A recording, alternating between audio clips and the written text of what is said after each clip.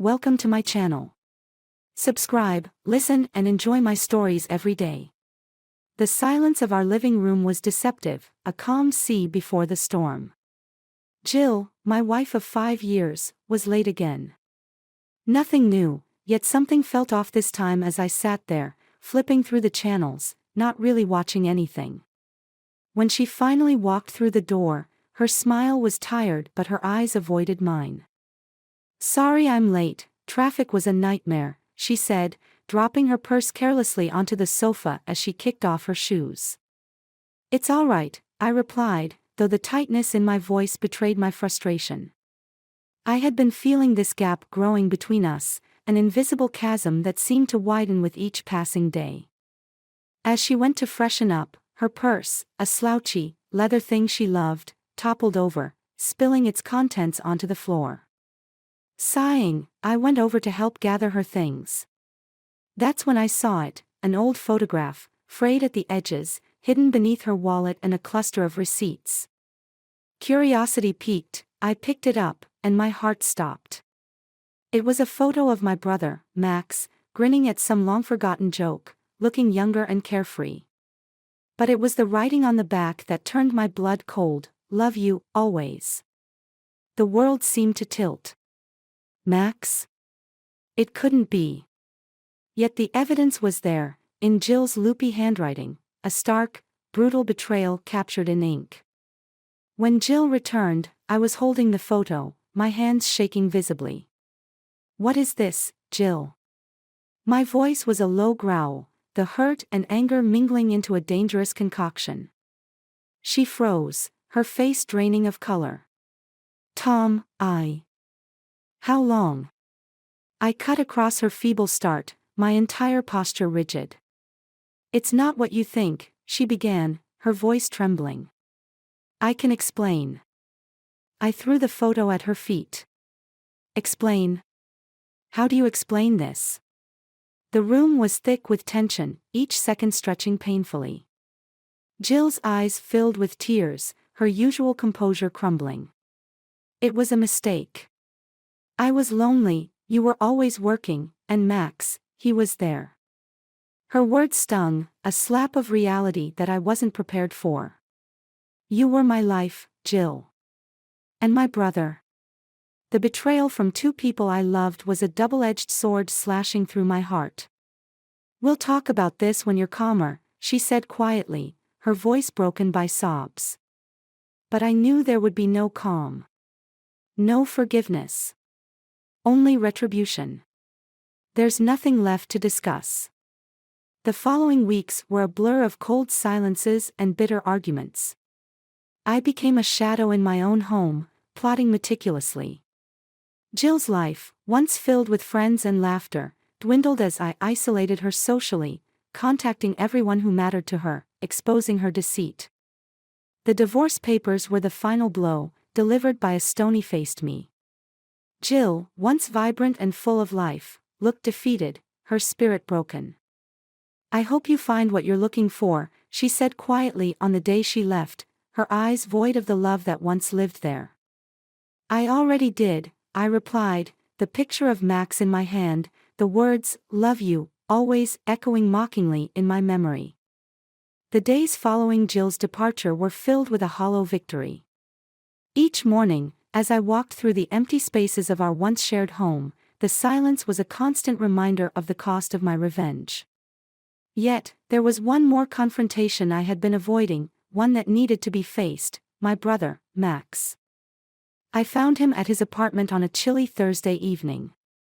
The air was crisp, carrying a bite that matched my mood as I knocked on his door. The sound echoed, heavy with the weight of impending confrontation. Max opened the door, his face breaking into a smile that faltered when he saw my expression. "Tom, hey, what's—" "We need to talk," I cut him off, pushing past him into the apartment. The familiar setting, a place where we had shared countless beers and laughs, now felt alien and hostile. Max closed the door slowly, turning to face me with a guarded look. "I was wondering when you'd come. Did you think I wouldn't find out?" My voice was calm, but it carried an edge sharp enough to cut. I confronted him, holding his gaze. "Jill and you, Max? How could you?" He sighed, running a hand through his hair, a gesture of frustration and guilt. "It wasn't planned, Tom. It just happened. I know it's no excuse. It just happened." I echoed mockingly. "You betrayed me, Max. With my wife." The betrayal felt raw, every word I spoke laced with venom. Max looked away, unable to meet my eyes. "I'm sorry, Tom. I don't know what else to say." "Sorry doesn't even begin to cover it," I snapped, pacing the room. My anger was a living thing, pulsing through the veins of the cold walls around us. "Look, I know you're angry." "Angry?" I interrupted, laughing bitterly. "Angry doesn't even scratch the surface, Max. You and Jill destroyed everything. And for what? A fling?" "It was more than that," Max said quietly, his voice firm. "But I know that doesn't make it better. I lost my brother because of it." The room fell silent, the tension thick. My thoughts raced, the hurt mingling with the need to inflict pain, to make him feel a fraction of what I felt. "What do you want from me, Tom?" Max finally asked, his voice tired. "I want you to feel what I felt," I said, my voice low. "I want you to understand the depth of the betrayal." Max nodded slowly, resignation etching his features. "I already do, Tom. Every day, I live with that guilt." My anger, still simmering, found no solace in his words. Living with guilt isn't enough. I turned to leave, pausing at the door. "You'll see me again, Max. This isn't over." As I stepped out into the cold night, the air seemed to freeze around me. The path forward was unclear, but one thing was certain: this was far from over.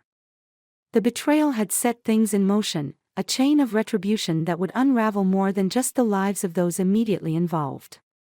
I walked away from Max's apartment, the echo of the door closing behind me a resounding gavel in the court of my personal justice. The next steps were murky, lined with the shadows of plans yet to unfold, each one a step further into the abyss of revenge.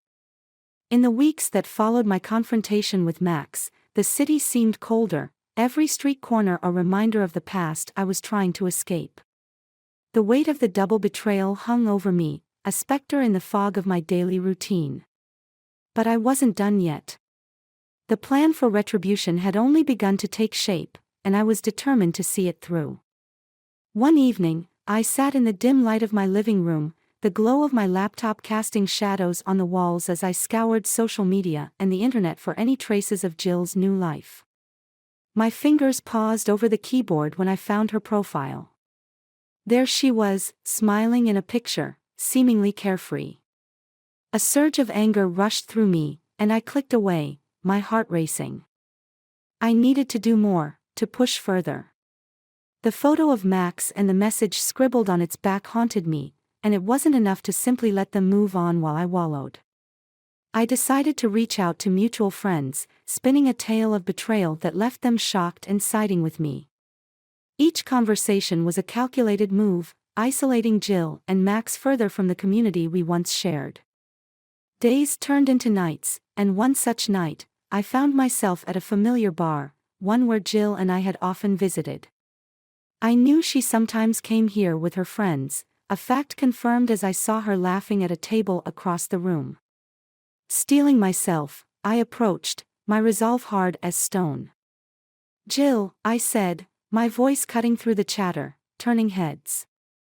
She looked up, her smile fading as she recognized me. "Tom, what are you doing here?" "I could ask you the same," I replied, my tone icy. "Enjoying your new life?" Jill's friends eyed me warily, sensing the tension. She stood up, her expression one of defiance. "I'm trying to move on, Tom. What do you want from me now?" "Moving on. Just like that?" I scoffed, my anger bubbling up. You think you can just start over, and everything's fine. Jill's face hardened. I made a mistake, Tom. I'm trying to make amends. I don't know what more you want. I want you to understand what you took from me, I said sharply, my gaze piercing. You destroyed our life together, Jill. And you pulled my brother into it. She looked away, her eyes glistening with unshed tears. I'm sorry, Tom. I truly am. But I can't undo the past.